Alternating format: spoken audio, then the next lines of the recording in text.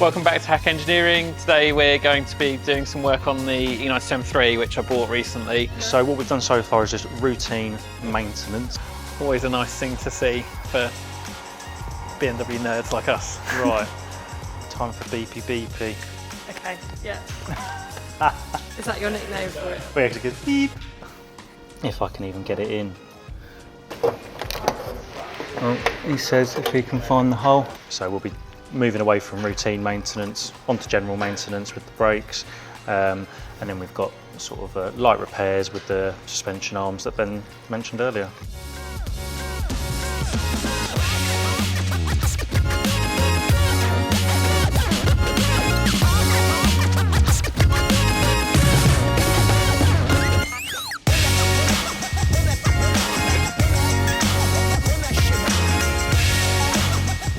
So we're just about to change the rear differential oil. We've filled up our filling device with our Miller's high performance differential oil. So we're now going to raise the car up, drain the fluid out. We're renewing both the bungs and we'll get the new fluid pumped in.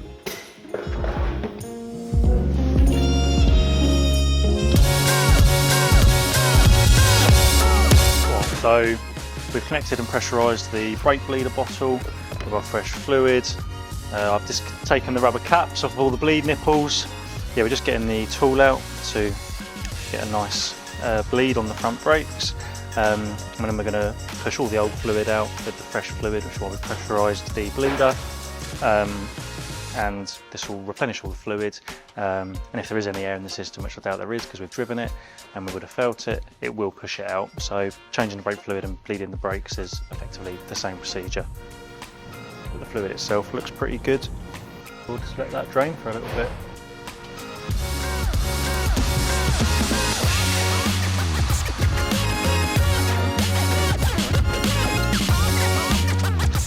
So yeah, we're just finishing off the rear brake fluid change, and then we're going to move to the front and bleed the fluid through at the front to renew it. Then we're going to tackle our differential oil change, which is again a nice simple job. And then we're going to move on to rear suspension arms and front and rear pads and discs.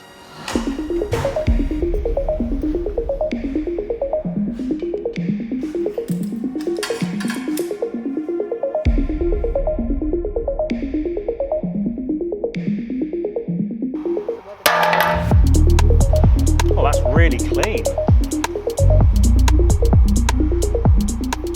So we're just draining the rear differential oil. As you can see, it's sort of pretty much honey coloured, which means the oil's probably not that old. I reckon it was probably done at the last oil change, which was, I think Ben said was 8,000 miles ago, which is nice to see. So far everything that has been claimed to have done on the vehicle has been done, which just I think puts some confidence that it has been maintained correctly throughout its life.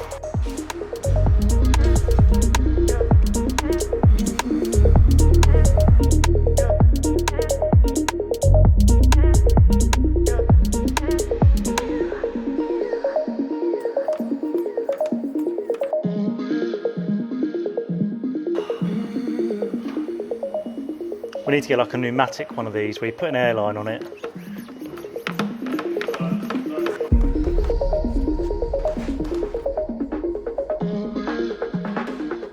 So we've now filled our differential to which just dribbling out to indicate that it's full. So now we're going to put in our fill bung and then torque them both to the specification.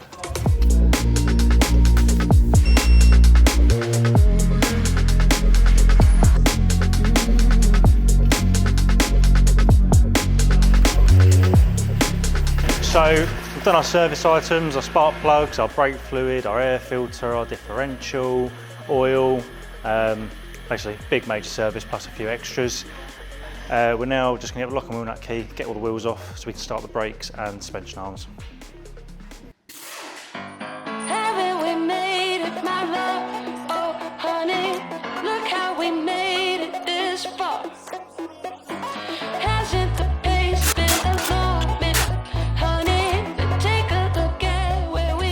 So we've got all the wheels off the car now, so we're now going to look at renewing these upper arms that we showed the movement on earlier. Basically, item requiring urgent attention. Yeah, this is the arm that we're renewing.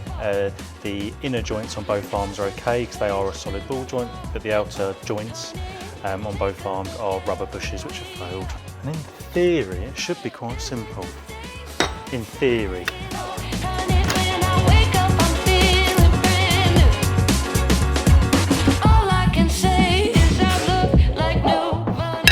The bolt is so crusty, I can't get a spanner on it. There we go. Ideally, I want to get the open end on. There's a nice rusty bolt, only on the head, so the bit that's been sealed still looks like new.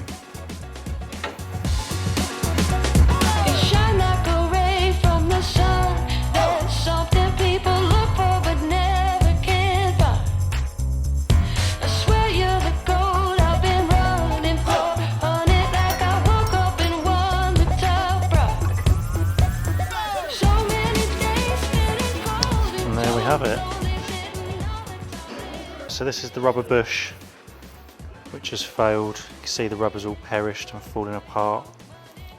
And we can move that simply by hand quite a lot. There should be no deflection in that when doing it with the force of a human hand. So we'll have a look and compare it against the new one. That would be an MOT fail because it's got excessive play in it. And having bushes with play in means that whilst you're driving, the wheels can move and change the geometry whilst you're driving, which can give inconsistent, unsafe handling if it's really bad. So that's our new one. So the old one we can move lots by hand, just with the fingertips. And the new one, I can't move at all. So having both these bushes renewed on the back will make the rear end feel a lot more tighter and predictable, especially when they're driving enthusiastically on corners like on country lanes, or if the car sees a track day in our ownership, but I'm not too sure it will. But it will just be a lot more predictable for the driver and install confidence in them. Got new bolts as well.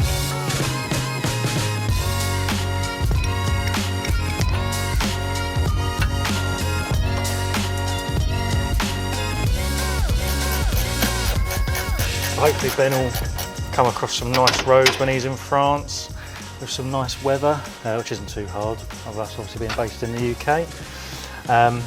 And hopefully he'll get to put the car through its paces and to its limits, and may identify the next weak point.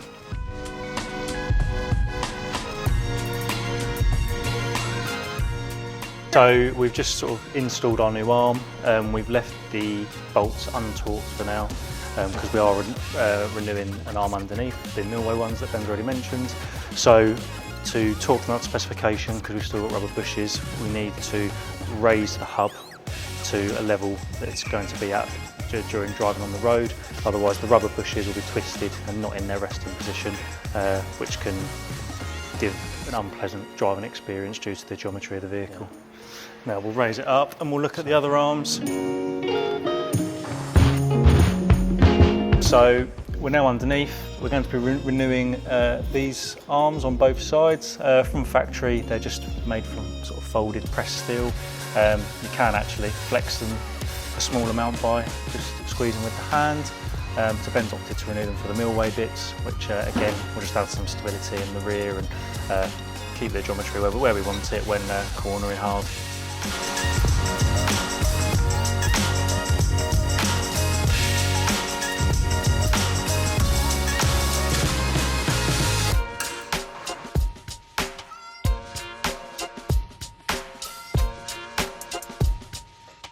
So here we've got our Milway ones versus our standard ones. As I mentioned, these are made from just like pressed formed steel, and these are made from billet aluminium. It's going to provide a lot more tensile strength and torsional strength, and just resist any deformation under load, and give us better geometry on track.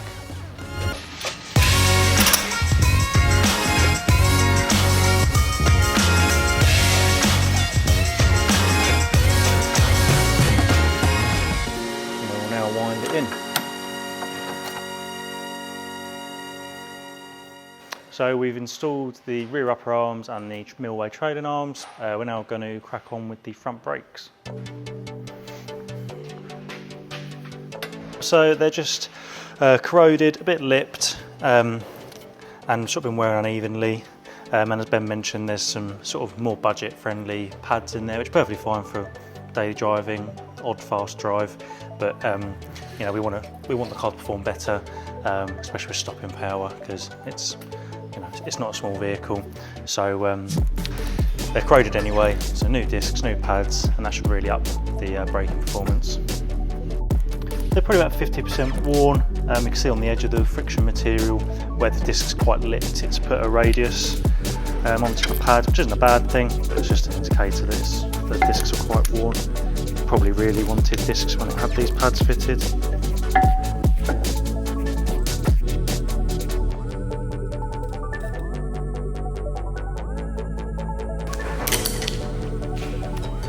Undone it, it was loose. And that one's gonna go.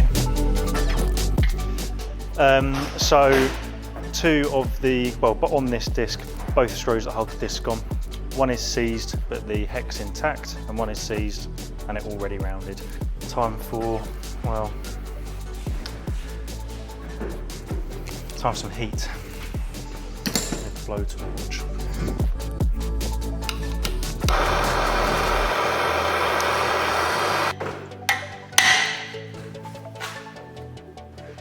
Now you're not going to blame me for scratching this, are you? Right, you heard that, it's on camera. He'll be crying later, crying because his tools hurt.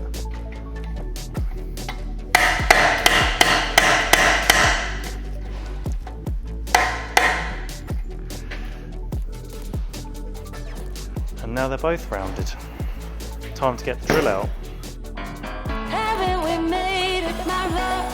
Oh, honey, look how we made it this far. Hasn't the pace been alarming, honey? But take a look at where we are.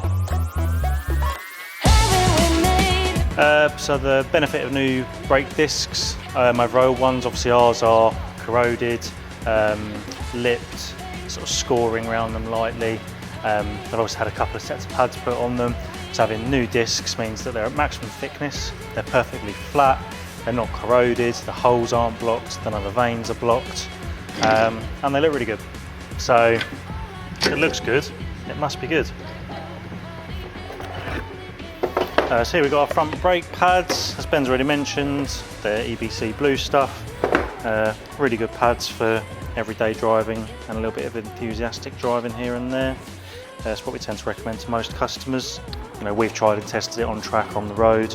We've got, you know, dozens of customers that have used it. So, you know, we're not saying that there isn't other brands out there that are as good, but we like to know that it's been tested and we like it. So we're using the genuine BMW brake grease. It's really nice, high quality grease, and costs the same as anything, cheaper. So, you know, why not use it?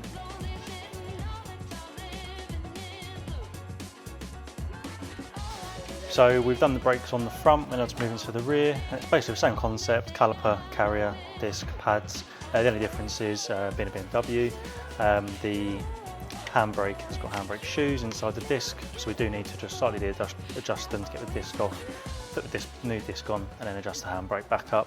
Apart from that, it's the same.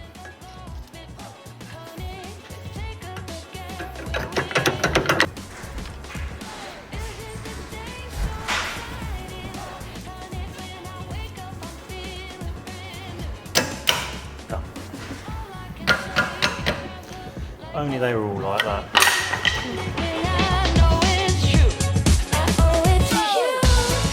Luke's just finishing up over there. So this car's put up a bit of a fight with a few very stubborn seized bolts and things like that, but that's cars. They're never predictable, and should have known really tackling it all the day before going to France was maybe pushing my luck a bit, but we've still got a couple hours left of the day, so we'll have it all sorted and ready to go. But yeah, can't wait to see what it drives like. It's, despite how much pain it's been in little places, it's all stuff we're used to. So yeah, it'll soon be sorted. Can't wait to drive it over to France tomorrow, see what it's like. And hopefully I'll have a brake pedal I can trust and a slightly more reassuring suspension setup. And yeah, I'll get to enjoy some nice French roads.